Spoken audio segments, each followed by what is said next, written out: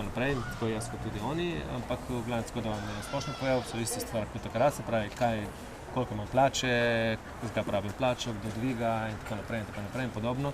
In življenjski standard, kaj porabim, kaj ne porabim, odkje je to, odkje je ono, tako da pojasnim se čisto vse, tako da mislim, da je nesporno, da vse vredi.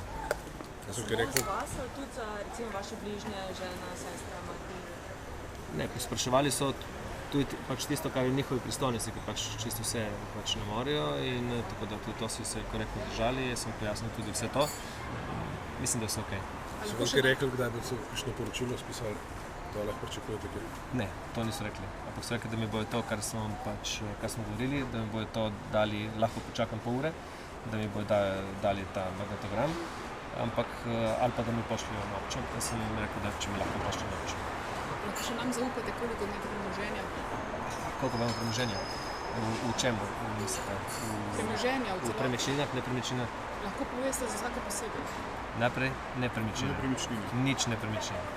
Niti ena? Niti ena. Zanima premičnina? Nič premičnine. Živite samo od plače, živite? Imam svojo plačo, ja, živim od svoje plače in se tudi živim od svoje plače. Edini vaš prihodek je vaša plača? Drugih stroškov tudi ni, ne? Stroškov velikih, ne? Tako da morate vedeti, da pač moja mama ima kar nekaj nepremičnin, ima kar nekaj najemnin in tako naprej in pač vedno veste, da smo živeli zelo dobro. Naša obrtna delavnica še takrat, potem podjetništvo stara že 54. leta in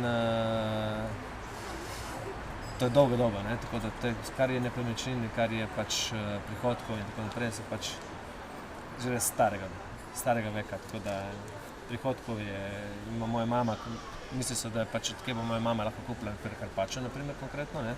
To sem mislil, govorim za davčno, ne? Ker pač ne smem govoriti, kaj sem tukaj govoril. Ampak moramo govoriti, odkje je lahko mami 170 ali 180 tisoč evrov, če pa dobijo 20 tisoč evrov mesečne najemnine. Potem se lahko sami začnejo, kaj to pomeni toliko klepa. Tako da mislim, da ni treba biti strašno pameten, da vidite pač, da prihodki so. Ne?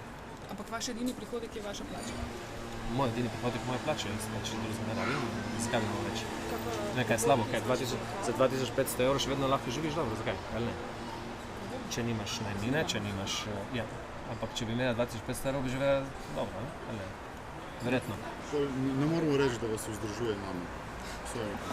Ne, me ne vzdržuje mama, ampak mama me ima zelo rada. Če bi jaz kaj posebnega rabil, sem pripričan, da bi moja mama kaj kupila, ne? Če bi rabil. Ne vem. Ampak pač nič takega ne rabi. Ne vem, kje živite, ampak to je od mame. To je od mame in od žene.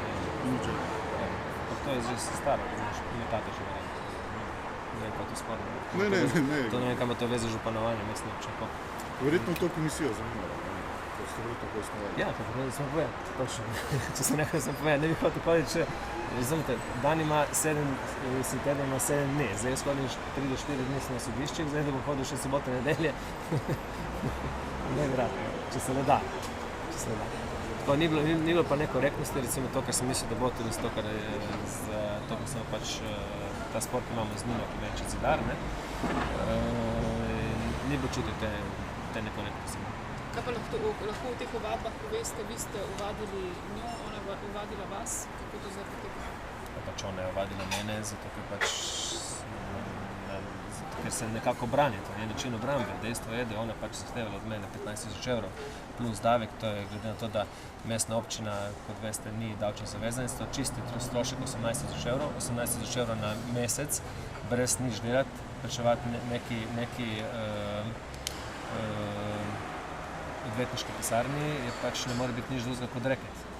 In pač jaz na reket nisem pristal, niti nikoli ne bom pristal, nisem pristal v diskoteki, včasih smo imeli, samo veste, sem tudi vodil diskoteko, preden sem postal župan in pač je bilo kar nekaj takih ljudi, ki se pač najavili po meni, ki ni imelo vrata, ne, in take mišice in so kot zahtevali reket, pač nisem pristal takrat, ne bom pristal tudi Nini Klemenčič Zidar. Ali njenemu možu ali komukoli. Tako da dejstvo je, da v Sloveniji je teh reketašev ogromno in presle bomo mogli nekaj s tem počistiti. Hočete samo pojasniti to besedo, ki ste jo zdaj parkrat ponovili? Reket, kaj pomeni to reket? Reket pomeni, da nekdo ti nekomu plačuješ, da te on varuje.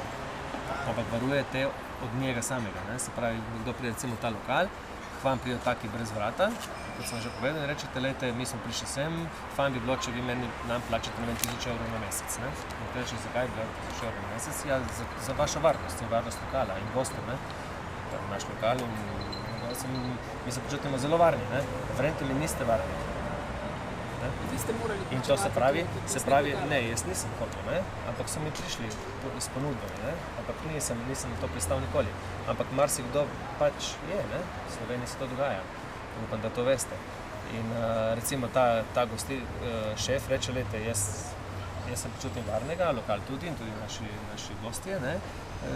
In potem od koga naj bi se varoval? Od koga naj bi se varoval, ne? Ja, pač od nas, ne? Normalno. In to se dogaja. To se v Sloveniji dogaja, to se marsikaj. To ste vi rekli. Ja, okay. Hvala. Hvala.